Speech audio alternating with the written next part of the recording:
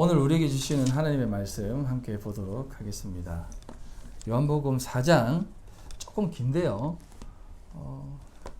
24절까지 했나요? 24절까지 함께 보도록 하겠습니다. 예수께서 제자를 삼고 세례를 베푸시는 것이 요한보다 많다 하는 말을 바리새인들이 들은 줄을 주께서 아신지라. 예수께서 친히 세례를 베푸신 것이 아니요 제자들이 베푼 것이라. 유대를 떠나사 다시 갈릴리로 가실새 사마리아를 통과하여야 했는지라. 사마리아에 있는 수가라 하는 동네에 이르시니 야곱이 그 아들 요셉에게 준 땅이 가깝고 거기도 야곱의 우물이 있더라. 예수께서 비유하시다가 피곤하여 우물 곁에 그대로 앉으시니 때가 6시쯤 되었더라. 사마리아 여자 한 사람이 물을 기르러 왔음에 예수께서 물을 좀 달라 하시니 이는 제자들이 먹을 것을 사러 그 동네에 들어갔습니다. 사마리아 여자가 이르되 당신은 유대인으로서 어찌하여 사마리아 여자인 나에게 물을 달라 하나이까 하니 이는 유대인이 사마리아인과 상종하지 아니함이로라.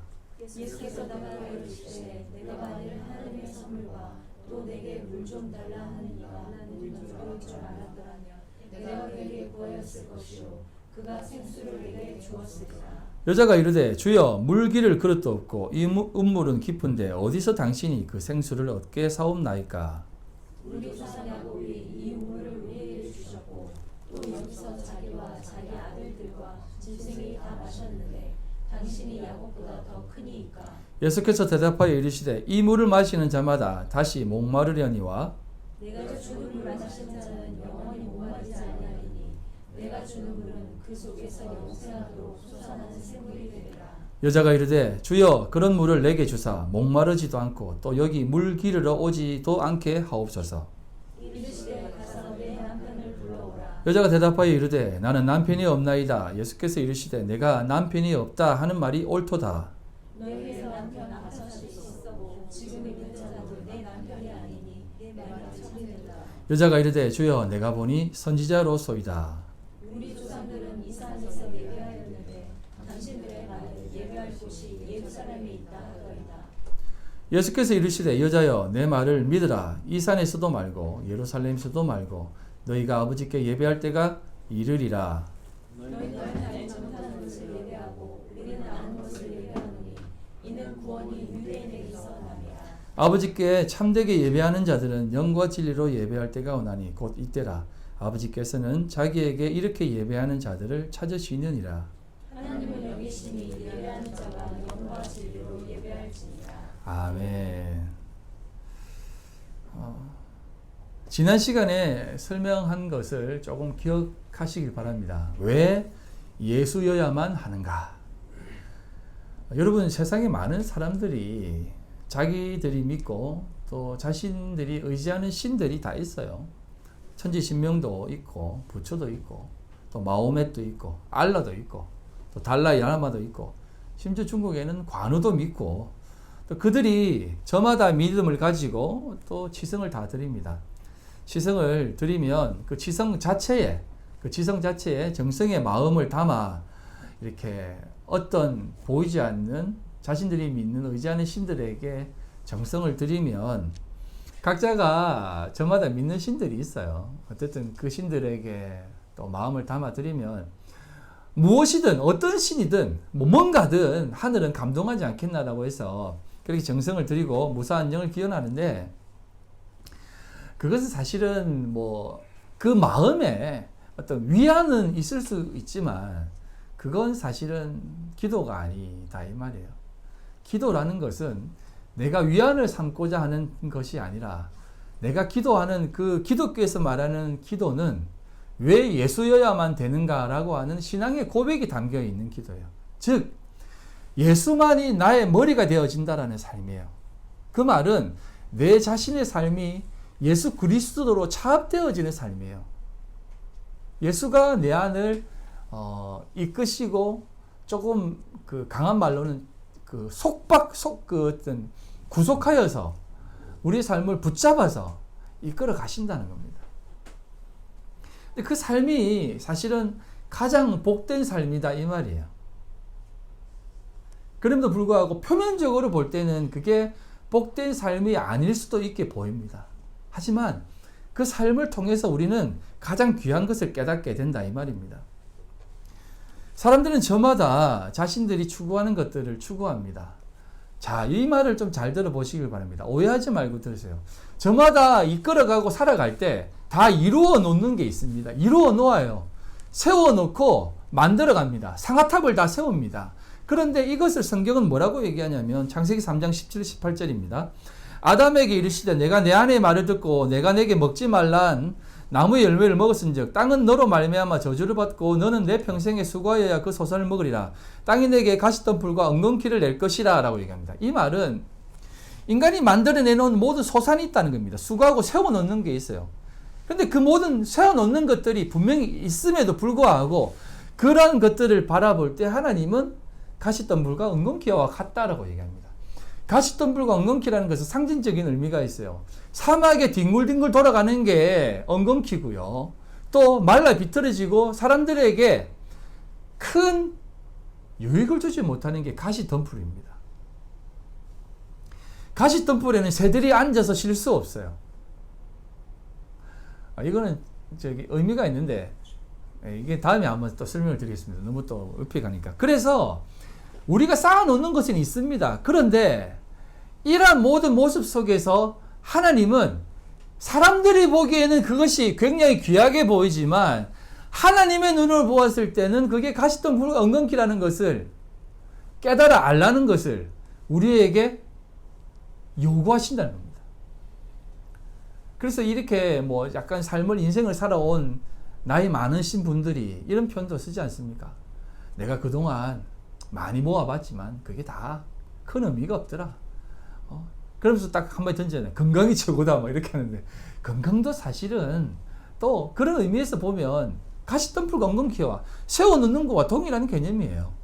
그러니까 우리 인간이 만들어 놓고 세워 올리는 모든 것들은 사실 하나님 보시기에는 그거 큰 의미 없다.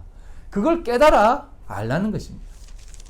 그래서 예수님은 뭐라고 말씀하시냐면 마태복음 11장 27절로 30절 내 아버지께서 모든 것을 내게 주셨으니 아버지 외에는 아들을 아는 자가 없고 아들과 또 아들의 소원대로 계시를 받은 자가 받는 자 외에는 아버지를 아는 자가 없느니라. 수고하고 무거운 짐진 자들아 다 내게로 오라. 내가 너희를 쉬게 하리라. 나는 마음이 온유하고 겸손하니 내 멍에를 메고 내게 배우라. 그리하면 너희 마음이 쉼을 얻으리니 이는 내 멍에는 쉽고 내 짐은 가벼움이라 하시니라 라고 얘기합니다. 우리가 표면적으로 보았을 때는 예수 그리스도의 그 멍에와 짐은 결코 쉽지 않고 가볍지가 않습니다. 그럼에도 불구하고 주님은 이러한 모든 모습들을 우리에게 가르쳐 줍니다. 나는 마음이 온유하고 겸손하니 내 멍에를 메고 내게 배우라라고 합니다. 왜? 그러하여야만 우리의 마음에 참된 쉼을 얻게 된다는 겁니다.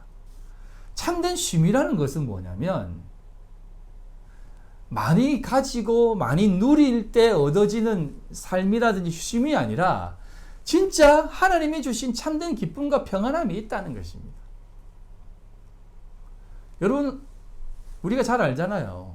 많이 가진 사람들이 마음이 평안합니까? 그러지 않아요. 그걸 관리하기 위해서 더 많은 괴로움과 힘듦이 있어요. 하지만 차라리 진짜 하나도 가지지 않는 사람들이 어떨 때 보면 더 평안하게 보일 때가 있습니다. 그래서 행복지수를 따질 때 케냐에 있는 나라 사람들이 제일 행복하다고 하지 않습니까? 우리들이 보기에는 왜 저렇게 살아 불쌍해 이렇게 하지만 그들이 보기에는 그들이 더 행복하다는 것입니다. 그런 모습들을 바라볼 때, 그것은 이제 또 다른 개념이 있을 수 있겠지만, 주님이 우리에게 말씀하시는 내 멍에는 쉽고 내 짐은 가벼움이다라고 하는 이 말씀, 이 귀한 가르침을 우리가 이 세상 살면서 깨달아 가셔야 되는 것이에요. 이걸 할 때, 내가 그동안 올려왔던 것들이 가시덤불과 엉겅퀴구나라는 것을 깨닫게 된다는 것입니다. 그럼에도 불구하고 우리 세상 사람들은 저마다의 여러 가지 방법을 통해서 유익을 추구하고 쉼을 추구하고 또 삶의 평안을 추구합니다. 성도들도 여전히 동일하게 그렇게 살아가고요. 하지만 우리에게 강력하게 요구하는 것, 그것은 예수여야만 된다라는 것을 우리에게 가르쳐 준다는 것이에요.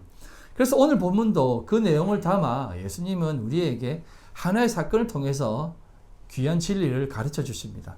1절부터 쭉 보시면 1절로 3절입니다.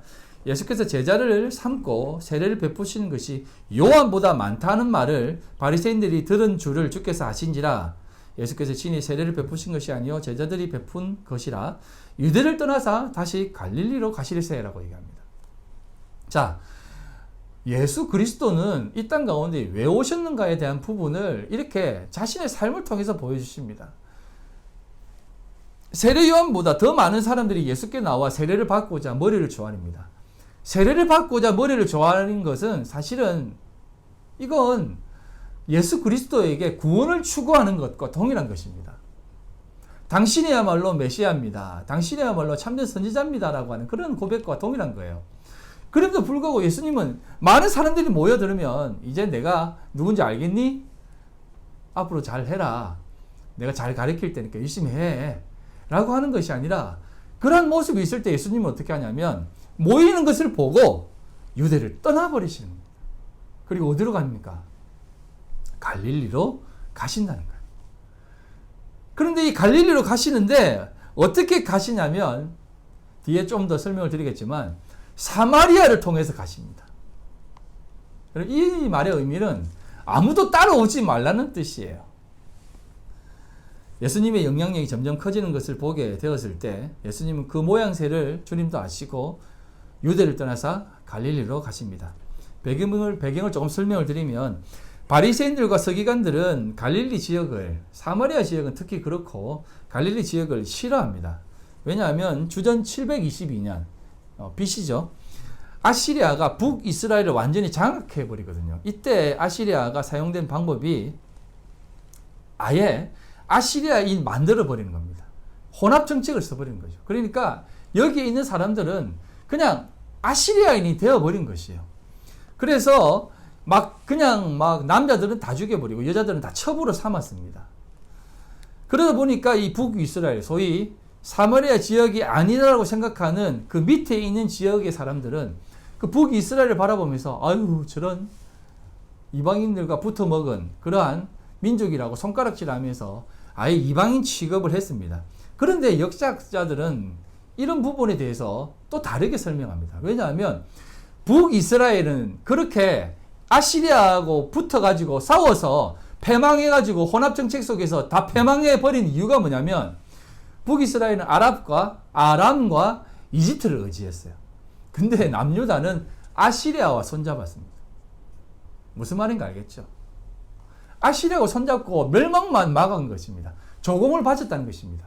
그런데 이 아시리아가 어떻게 하냐면 조공을 바치는 것을 끝난 것이 아니라 유대에 있는 성전에 찾아가가지고 나도 여기 와서 조금 제사 드리고 싶다 하면서 왕의 전용 자리도 만들었다는 것입니다. 근데 그들이 와가지고 제사 드린다는 게 뭐겠습니까?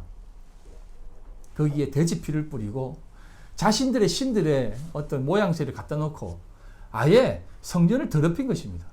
그럼에도 불구하고 유대 그 남유다 쪽 사람들은 찍소를 못했다니까요. 아예 혼합 종교가 되어버린 것입니다. 여호와 하나님이 있고 또 아시리아에 있는 그 아시리아에서 믿는 그 신도 믿었다는 것입니다. 그런 것들을 바라보면 이 아시리아인들이 진정으로 뭐 이렇게 다 덮어버린 지역은 남유다가 아닌가라는 생각이 되어집니다. 그래서 이렇게까지 얘기했다는 것입니다. 여호와 하나님은 더 이상 자기 집도 마음대로 할 수 없게 되었다라고 이렇게 역사자들은 기록했다는 겁니다. 이런 모습들이 사실상 남유다의 참된 모습이다라는 거예요. 그게 예수 그리스도께서 얘기하는 회칠한 무덤 아니겠습니까? 그럼에도 불구하고 나중에 좀 역사적으로 조금만 설명을 드리면 이 남유다를 확 잡아가지고 포로로 끌고 가버립니다. 그렇게 정통성을 유지시켜줘요. 요거는 진짜 이건 하나님의 여러 가지 방법 속에서 상징적인 의미가 있는데 북이스라엘은 그렇게 혼합 정책을 써가지고 섞어버리지만 남유다는 바벨론이 다시 한번 통치를 해가지고 이 믿음의 사람들이 이렇게 추스려가지고 포로로 잡아갑니다. 그래서 바벨론에서 유대인의 삶을 그렇게 정통으로 또 살게 해요. 그런 하나님의 또 일이 있는데 뒤에 또 설명을 드리겠습니다. 그래서 예수님은 그 자리를 떠나십니다. 그리고 사마리아로 가시겠다라고 하시는데 사마리아로 지나가지고 간다는 것입니다. 그런데 이 수가라는 동네에 이렇게 머물러 계시는데요. 이 수가라고 하는 지역은 조금 상징적인 의미가 있는데 구약의 세겜 땅이에요. 세겜 땅. 이 세겜 땅은 어떤 곳이냐면 아브라함이 가나안 땅에서 처음으로 단을 쌓은 곳이고요. 에브라임 지파의 한 성읍이고요. 또 에발산과 그리심산, 축복과 저주를 선포한 산 있죠. 그 산 중간에 있는 땅이에요. 그래서 어떻게 보면 좀 역사적으로 의미가 있는 지역입니다. 뒤에 계속 설명을 드릴게요. 그래서 예수님은 이곳 사마리아의 수가성 지역으로 가십니다. 그런 배경 속에서 예수님은 한 여자를 만납니다. 4장 6절입니다. 거기 또 야곱의 운물이 있더라. 예수께서 행로에 권하여 운물 곁에 그대로 앉으시니 때가 제 6시쯤 되었더라. 6시라고 하면 6시간을 더 하시면 됩니다. 그러면 낮 12시예요. 그래서 완전히 해가 가장 쨍쨍 찌는 그때인데 예수님이 그 해가 쨍쨍 찌는 그 지역에 그때에 이 운물가 쪽으로 막 급하게 가신 것입니다. 얼마나 고나시면 풀썩 주저앉아서 쉬셨다라는 표현까지 하시겠습니까? 여러분 우한이라고 하는 지역 가보셨습니까? 우한. 중국의 3대 화로. 예. 우한은요 보통 11시 반부터 2시까지는 밖에 돌아다니지 말라고 합니다. 사람이 없어요. 그럼 전부 다 어디로 가냐면 튜브. 예. 튜브를 들고 동호, 서호로 갑니다. 예. 서호죠, 서호. 예. 우한의 서호죠. 그 가가지고 전부 다 거기에서 물놀이를 합니다. 물에 다 호수가 진짜 크거든요. 거기서 다 물놀이 합니다. 정말 덥습니다. 그때 그 시간이에요. 돌아다니면 머리가 빠개지려고 합니다. 그때 돌아다녀가지고 아마 머리가 조금 더 빠지지 않았을까라는 생각이 드는데, 예. 아무튼 그렇게 뜨거운 지역을 예수님은 이 사마리아 여인을 만나기 위해서 그때 그 시간에 이렇게 가십니다. 저는 이 부분을 생각하면 참 많은 은혜가 돼요. 사마리아 여인이 우리 아닙니까? 우리를 만나기 위해서 하나님의 아들이시며 또 인간의 몸을 입고 온 하나님 아니십니까? 그 고난한 몸을 이끌고 오셨다는 것 자체가 너무 감사하지 않습니까? 여러분도 잘 알다시피 유대인들은 사마리아 사람들을 개돼지 취급을 하였습니다. 그래서 될 수 있으면 그 사마리아 땅을 밟지 않았습니다. 엔터를 한번 쳐주십시오. 지도에 보면 조금 알 수가 있는데 이 밑에 이제 유대 광야 예루살렘에서 갈릴리 지역으로 건너갈 일도 있었어요. 갈릴리 지역도 나름대로 조금 이렇게 괜찮은 지역도 있었습니다. 그래서 이렇게 지나가는데 이렇게 쭉 올라가면 3일이면 됐어요. 근데 중간에 사마리아 지역이 딱 있습니다. 사마리아 지역이. 이 사마리아 지역이 어떤 지역이냐면 왕하 17절로 22절, 24절 말씀 보고 다시 한번 지도를 볼게요. 이스라엘 사람이 여로보암이 행한 모든 죄를 따라 행하여 거기서 떠나지 아니하므로 여호와께서 그의 종 모든 선지자를 통하여 하신 말씀대로 드디어 이스라엘을 그 앞에서 내쫓으신지라.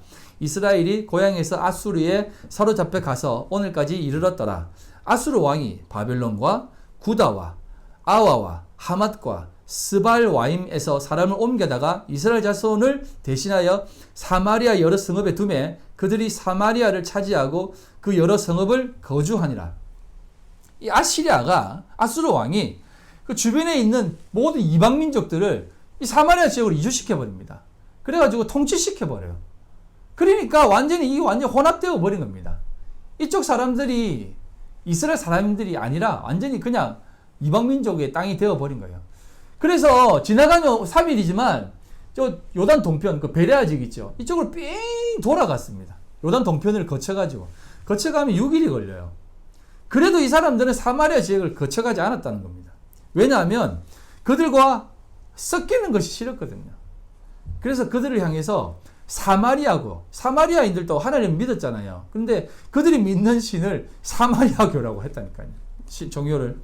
그래서 그들을 아예 부정한 존재로 생각했습니다. 심지어는 이 사마리아 사람들을 돼지와 같이 여겼다니까요. 여러분, 돼지는 이스라엘 사람들이 가장 싫어하는 음식이에요. 그래서 돼지고기를 만지든지 그렇게 하면 뭐 며칠째 막 이렇게 회개하고 막 이렇게 부정하다라고 외쳤던 그런 사람들이었습니다. 그러다 보니 사마리아에 대한 이 어떤 철저한 거부감이 있었던 것이에요. 그런데 그런 배경 속에서 이러한 모든 모습들이 있는데 뭐 조금 더 설명을 드리면 에스라서는 눈으로 보고 지나가겠습니다. 에스라서에 보면 이 바벨론에서 이렇게 포로 잡혀갔던 사람들이 이제 포로 귀환해가지고 돌아와서 성전을 재건축하는데 사마리아에 있던 사람들 중에 또 하나님을 믿으면서 기다렸던 사람들도 있잖아요. 그 사람들이 유력한 사람들이었습니다. 왜냐하면 그 지역에서 돈을 많이 모았잖아요. 그래서 성전 짓는데 나도 돈 좀 보태고 도와줄게 하니까 이 바벨론에서 돌아온 포로에서 돌아온 사람들, 돈 없는 사람들, 힘들지만 어려운 사람들, 아무리 힘들어도 당신들 도움은 절대 받지 않겠다. 당신들 돈 필요 없다. 라고까지 했다니까요. 그래서 이 사람들이 사마리아에 있었던 사람들이 막 그들의 성전 건축을 방해하고 막 그랬다니까요. 이처럼 뿌리 깊은 거부감이 있었던 지역이 사마리아 지역입니다. 그럼에도 불구하고 그 속에서 예수님은 그 땅 가운데 가셔서 그 여인을 만나십니다. 그 여인을 만나 하나님의 말씀을 전하기 위해서 그 여인을 이렇게 부릅니다. 근데 그 여인의 모습은 사실상 어떻게 보면 가장 미천한 모습 아니겠습니까? 여러분, 미천하다는 말을 진짜 그냥 단순하게 듣지 마세요. 미천하다는 것은 뭐냐면 우리가 보기에 정말 보잘것없고 상관하고 싶지 않은 그런 존재예요. 지나가는 거지와 같은 사람일 수도 있습니다. 정말 상종하고 싶지 않은 사람일 수 있어요. 근데 주님은 그 여자가 대낮에 그 여자를 찾아서 만나신다는 겁니다. 이 당시 유대인의 법도에 심지어 가르치는 자들, 랍비들은 유대인이든 이방 여인이든 낮에 여자들과 대화를 안 했습니다. 부정해서 이렇게 지나가다가 여자가 오면 그냥 피해갔습니다. 이렇게 뭔지는 모르겠지만, 그럼에도 불구하고 예수님은 이 여인에게 다가가서 이런 모든 상황들을 만들어 그 여인을 만나십니다. 제자들, 12제자들을 다 양식 사러 보내시면서 말입니다. 아마 제자들이 있었으면 얼마나 방해했겠습니까? 예수님 왜 그러십니까? 저런 여자를 왜 만나세요? 상종하지 마세요. 빨리 저리 꺼져! 하면서 저리 멀리 가! 하면서 막 쫓아내지 않았겠습니까? 근데 예수님은 혼자서 제자들을 다 물리시고 그 여인과 독대하신다는 겁니다. 그 여인에게 찾아가 주님의 그 마음으로 그 여인을 만나십니다. 4장 5절 6절입니다. 사마리아에 있는 수가라 하는 동네에 이르시니 야곱이 그 아들 요셉에게 준 땅이 가깝고 거기 또 야곱의 운물이 있더라. 이 여인은 야곱의 운물 기르기 위해서 온 여인이었습니다. 그래 와서 그 모든 것들을 이렇게 행하고 있는 상황에 있는데, 지금 이제 좀 배경을 설명드리고 싶은데 너무 이렇게 긴 것 같아서 좀 잘라내니까 지금 말이 좀 꼬이는데, 그래서 예수님이 이 여인의 그 모든 상황들을 아시고 하여튼 부르십니다. 아시고 부르십니다. 그래서 이 땅에서 이 여인을 만나 예수님이 그 여인에게 물을 좀 달라라고 합니다. 그래서 이 여인에게 물을 좀 달라니까 4장 9절에 이렇게 얘기합니다. 사마리아 여자가 이르되 당신은 유대인으로서 어찌하여 사마리아 여자인 나에게 물을 달라 하나이까 하니 이는 유대인이 사마리아인과 상종하지 아니함이러라 합니다. 이때 예수님은 그 여인에게 물을 달라고 했을 때 이 여인은 자신의 무능함과 부족함을 고백합니다. 당신과 나는 상종할 수 없습니다. 나는 부정한 여인입니다. 오지 마세요라고 하는 그런 개념이요. 그렇게 말했을 때 예수님은 그런 부분에서 얘기하지 않고 생수에 대한 얘기를 합니다. 10절입니다. 예수께서 대답하여 이르시되 내가 만일 하나님의 선물과 또 내게 물 좀 달라 하는 이가 누구인 줄 알았더라면 내가 그에게 구하였을 것이요 그가 생수를 내게 주었으리라 라고 합니다. 여기서 말하는 생수는 운물물이 아닙니다. 운물물이 아니라 생수는 휘돌이라고 해가지고 흐르는 물, 위에서 내려서 흐르는 물이에요. 위에서 내리는 물이에요. 비와 같이 내리는 물을 얘기합니다. 그래서 이 세겜에 있는 이 운물, 수가에 있는 운물의 그 깊은 운물 속에 있는 그 물을 얘기하는 것이 아니라 예수님은 생수에 대한 얘기를 이 여인에게 해주면서 진짜 생수가 있다라고 합니다. 그러니까 여자가 생수가 있다고요? 이 우리는 늘 물을 기를 때마다 이 야곱의 운물의 의미를 여러분 아셔야 돼요. 야곱의 운물은 고인물입니다.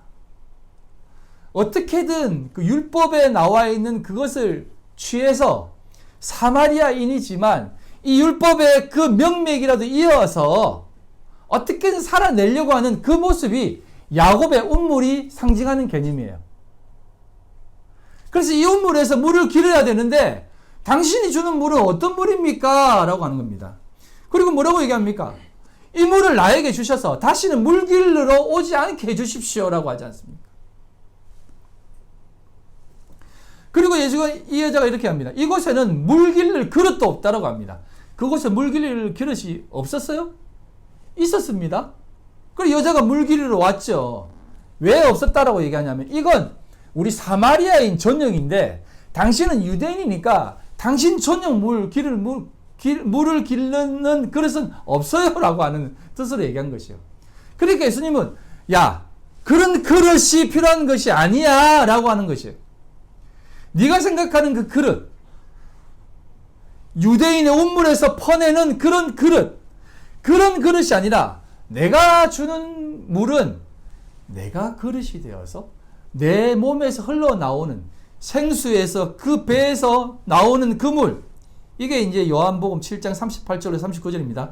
나를 믿는 자는 성경에 이름과 같이 그 배에서 생수의 강이 흘러나오리라 하시니 이는 그를 믿는 자들이 받을 성령을 가리켜 말씀하신 것이라 라고 합니다. 자신의 배에서 생수의 강이 막 계속해서 흘러나온다는 것입니다.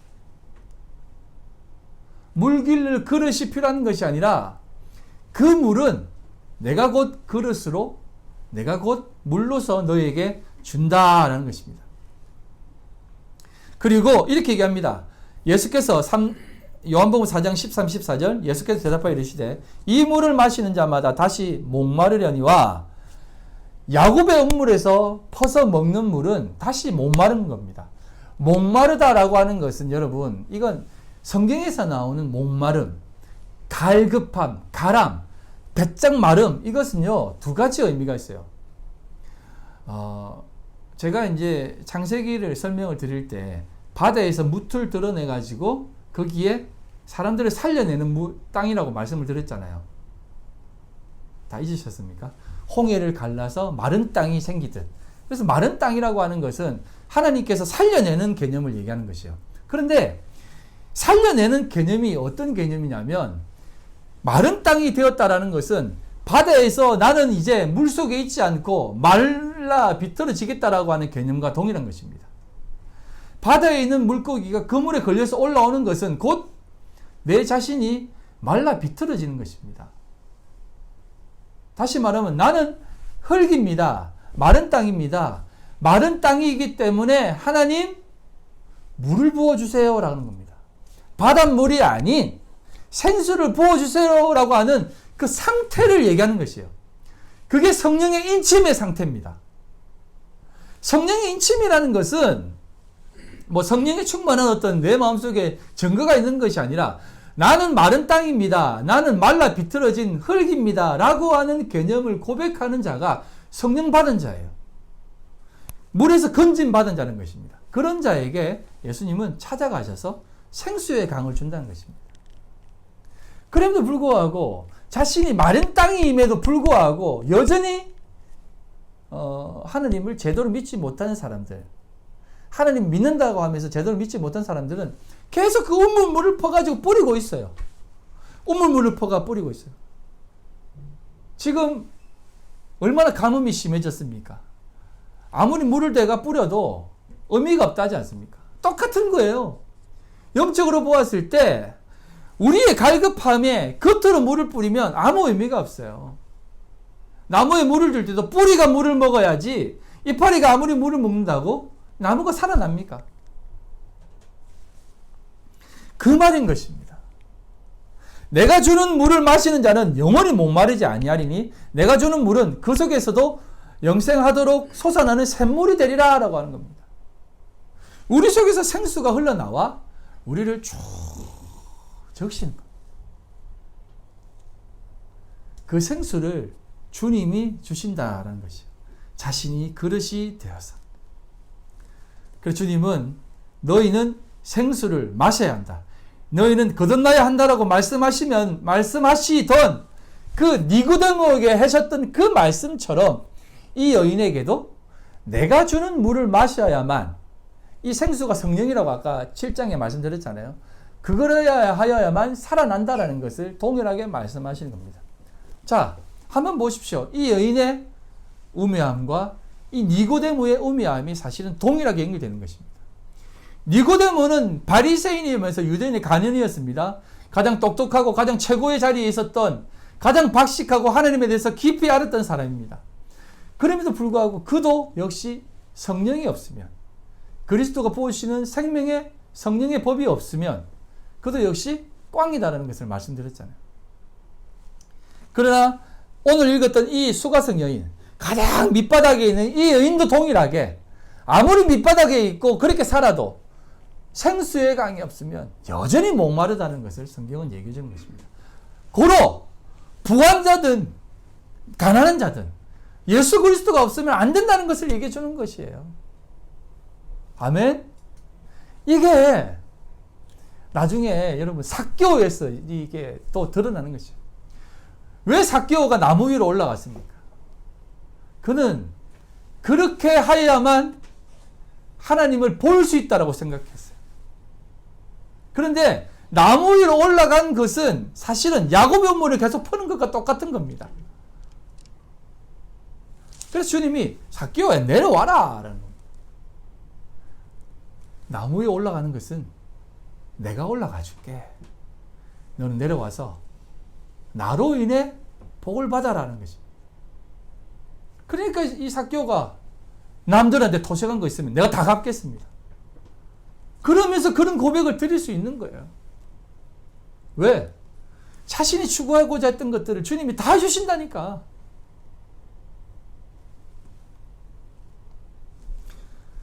그래서 주님이 이 말씀을 하시는 겁니다. 오직 너희에게 생수가 필요한 것이다. 참된 그릇이 나를 통해서 참된 생수가 흘러나와야 된다. 오직 성령의 부어주심만이 우리의 구원을 이룰 수 있다는 것을 우리에게 가르쳐 주시는 것이에요. 아멘. 그래서 여러분, 더 분명한 어조로 이렇게 얘기하지 않습니까? 그 여자가 이렇게 얘기합니다. 주여, 그런 물을 내게 주사 목마르지도 않고 또 여기 물 기르러 오지도 않게 하소서. 이 여인은 여전히 자신의 처지만을 봅니다. 이 말을 잘 들으시기 바랍니다. 우리가 늘 이런 마음으로 하나님께 나올 때가 많아요. 다시 물 기르러 오지 않게 해주세요. 좀 하나님 부어주세요 라고 했을 때 이러한 모든 부분들 가운데에 어떻게 보면 이 여인의 구함과 부르짖음이 좋은 것처럼 보일 수 있지만 사실은 여러분, 우리의 인생 속에서 이 구함과 찾음과 갈급함을 주님은 늘 요구케 하신다는 것입니다. 그게 지난 시간에 말씀드렸던 세상이 여러분들 속에, 여러분들 손안에 계속 있다는 것입니다. 그래서 우리의 삶에는 이 갈급함과 구함이 항상 있다는 겁니다. 그러나 여러분, 이게 언제 딱 끝나느냐? 이걸 아셔야 돼요. 언제 딱 끝나느냐? 진짜 주님이 내 안에서 생수의 강으로 탁 터져 나올 때. 그때 여러분, 우리는 이 세상에 대한 갈급함과 괴로움이 없어지게 돼요. 오늘은 명절이라서 이런 얘기 하는 거 아닙니다. 제가 여러분들에게 계속 죽어라, 망해야 된다, 고난 받아야 된다, 막 이렇게 말씀을 드렸지만 사실은요, 정말 내가 명확하게 말씀드릴게요. 예수를, 하나님을 진짜 잘 믿으면 진짜 잘 됩니다. 왠지 아세요? 하나님은 진짜 하나님을 잘 믿는 자에게 그걸 맡기세요. 독자도 맡기고 사람들도 맡기고 때로는 그 독자도 가져가겠다라는 그런 요구도 던집니다. 그 요구가 우리 속에 있다니까요. 여러분, 제가 진짜 솔직하게 말씀드릴게요. 우리가 돈이 많이 없어서 그렇지, 예? 진짜 돈 많으면요, 지금보다 더 힘들어요, 사실. 예? 돈 많으면 막 진짜 좋을 것 같죠.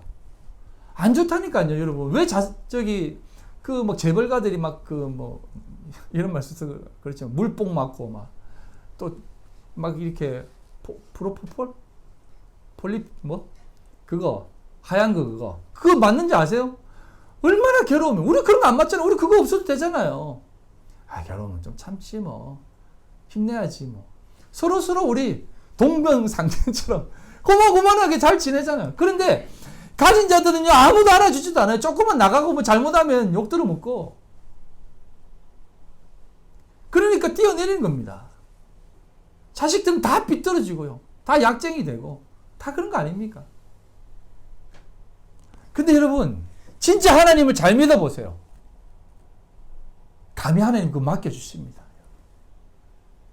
너라면 이걸 통해서 나를 더 잘 드러낼 거야 라는 마음으로 맡겨주실 거예요. 근데 아직까지 고만고만한 것 같으면 아직 수준이 안 됐다고 생각하십니다. 솔직히. 우리 속에서 다시 물기를 오지 않는 것을 주신다니까요. 하나님의 그 마음으로 가득 차면요.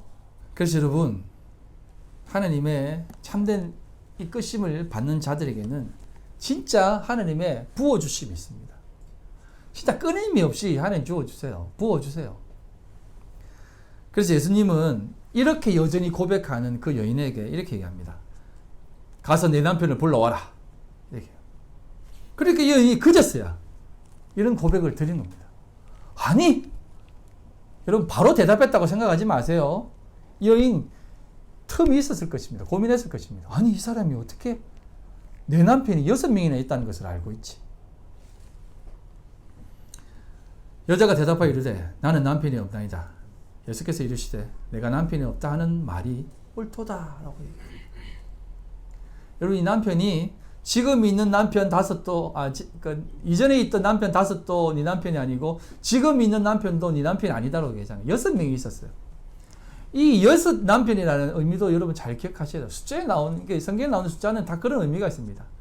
세상이 추구하는 만족을 누리기 위해 이 여자가 계속 남편을 바꾸지 않았겠습니까? 6명의 남편을 거느렸지만 여전히 갈급해서 운물 안에, 야곱의 운물에 와서 그 운물을 뜨고 있는 것이에요. 그래서 이렇게 얘기합니다. 없다는 그 말 참되다. 알레데스라는 것입니다. 알레데스. 이 말은 참되다, 진짜다, 거짓말이 아니다라는 뜻이에요. 너 정말 참된 것을 말하고 있구나. 그것이 진짜 네 남편이 아니고 너의 진짜 의지할 대상이 아니다라는 것을 알고 있구나 라고 하면서 예수님은 이 여인에게 얘기하는 것입니다. 네가 옳다. 그러니까 이 여인이 뭐라고 고백하냐면, 당신, 주님, 큐리오스, 당신은 정말 나의 진짜 선지자십니다 라는 것이에요. 그렇게 해서 예수님은 이런 모든 모습들을, 참된 모습들을 깨닫게 하신다는 것입니다. 어떻게? 직접 찾아가셨어요. 우리의 삶에 참된 길과 진리와 생명을 우리에게 보여주신 것입니다. 니고데모는 영생을 얻기 위해 왔습니다. 그때 예수님은 참된 영생의 길, 생명은 나에게 있다는 것을 말씀합니다. 이 여인도 마찬가지입니다. 어떻게 하면 갈급함을 면할 수 있습니까? 내가 진리의 생수 아니니. 그런 것들을 얘기하게 하는 것입니다. 사랑하는 성도 여러분, 세상은요 지금 이제 극과 극으로 가고 있습니다. 제가 극과 극이라고 하는 말을 잘 들어주십시오. 이 말을 여러분들이 어떻게 이해하실 수 있을지 모르겠지만, 지금 며칠 전에 저도 이제 우리 김용호 쌤이 보라고 해서 PD 수첩을 봤는데, 그 박명호 교주라는 사람이 정말 아주 대단하더라고요. 이 사람. 그 돌나라 아십니까? 지금 그 이단, 그러니까 이거는 이단도 아닌, 그냥 여러분 이거는요 기독교를 조롱하는 겁니다. 그러니까 이걸 아셔야 돼. 제가 이제 극과 극이라고 하는 표현을 아시면 좋겠습니다.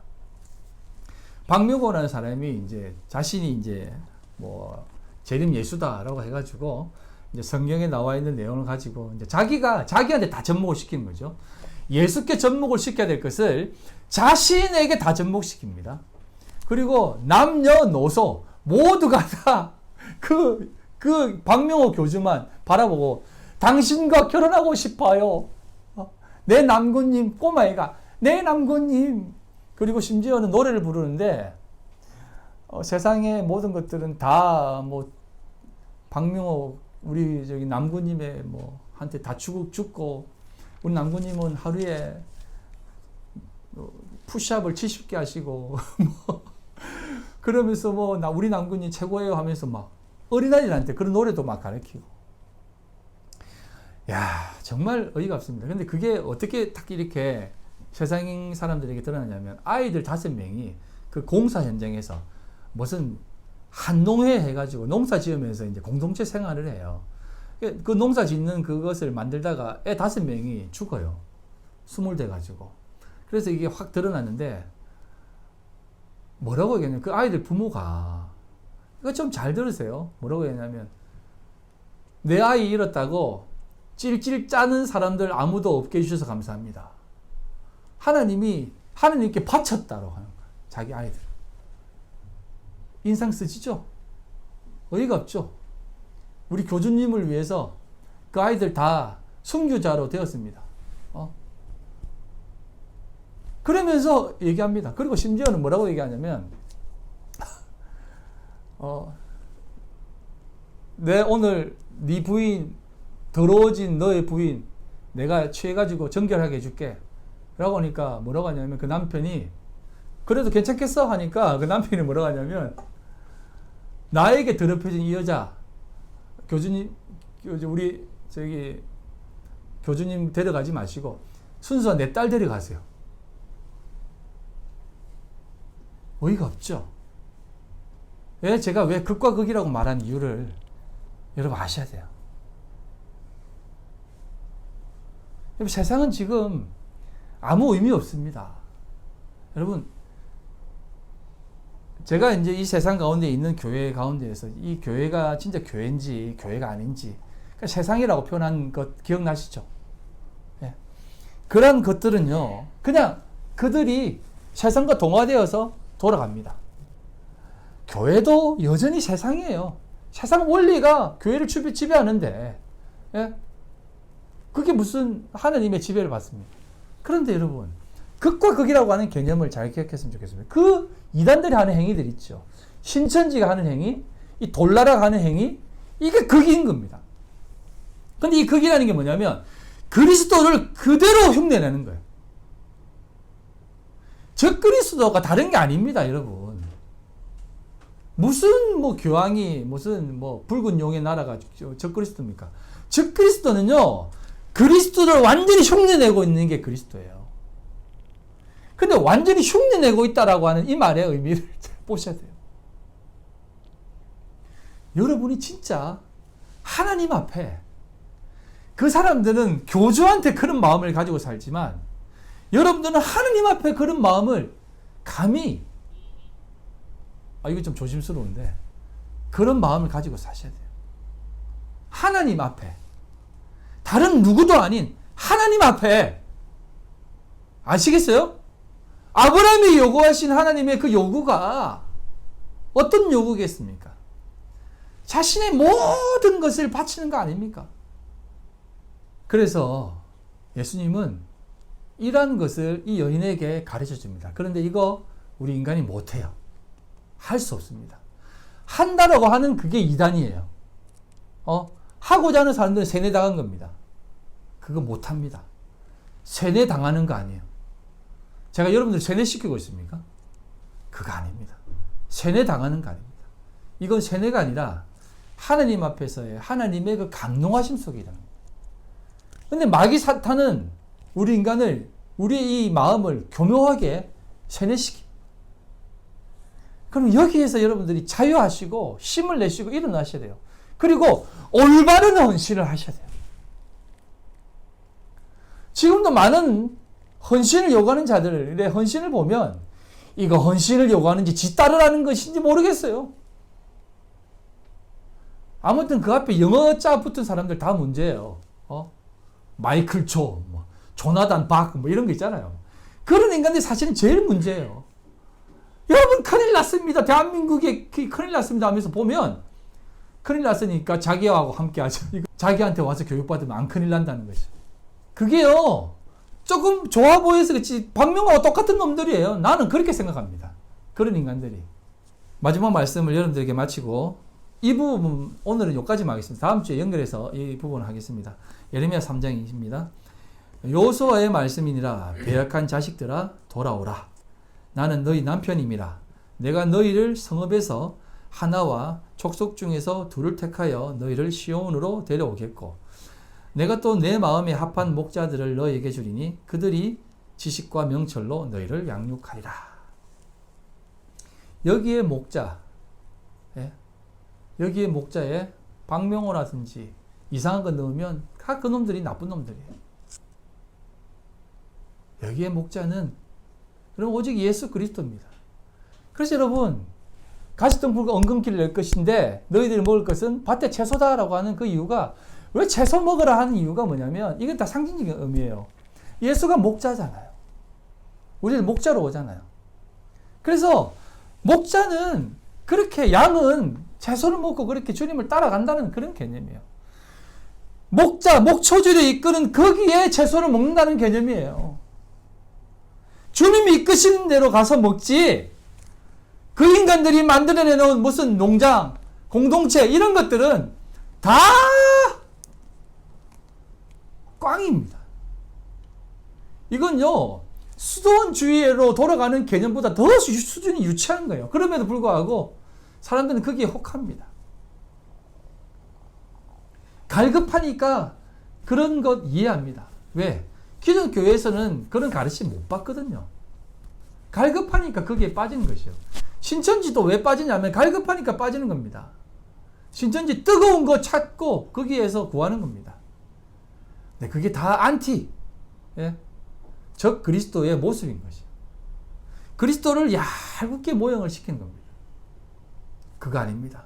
오직 우리의 참된 남편은 하나님이 밖에 없다는 것입니다. 하나님의 아들이신 예수 그리스도가 우리의 참된 신랑인 것이에요. 아멘? 그래서 내가 너희에게 찾아가서 참된 그릇이 되어지고 내가 생수를 떠서 흐르지 않는 그 생수를 흘러 넘쳐 줄게 라는 겁니다. 사랑하는 성도 여러분, 우리는 오직 예수만을 따라가야 됩니다. 다른 거 예수도 물론 예수 하지만 이상한 예수 전하는 사람들도 있지만 우리의 삶 속에 참된 예수를 본받기를 소망합니다. 그리고 그분이 가르쳐 주시고 걸어가신 그 길을 잘 따라가시기 바랍니다.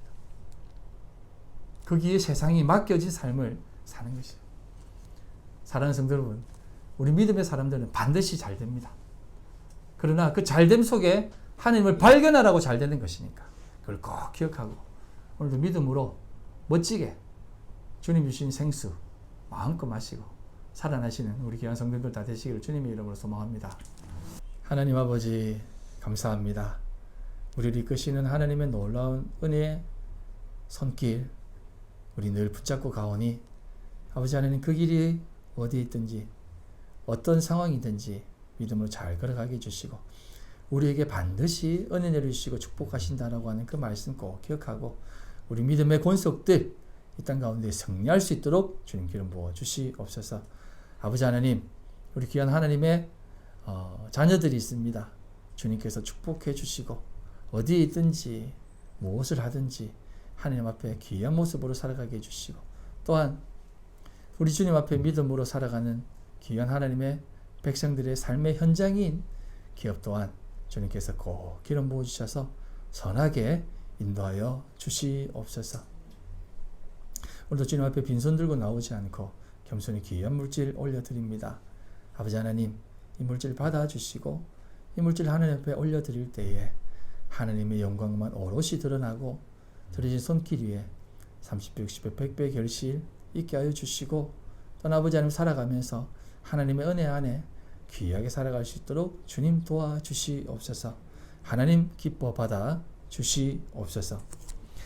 지금은 우리 주 예수 그리스도의 그 크신 은혜와 아버지 하나님의 극진하신 사랑하심과 성령님의 교통인도 역사 충만하심이 오늘도 믿음의 길을 걸어갈 때에 오직 예수 그리스도만 의지하며 예수 그리스도의 그 은혜 속에 살아가기로 결심한 우리 모든 성도들 무리와 그들의 가정과 직장과 사업과 모든 삶의 터전 위에 지금으로부터 영원토록 함께 있을지어다. 아멘.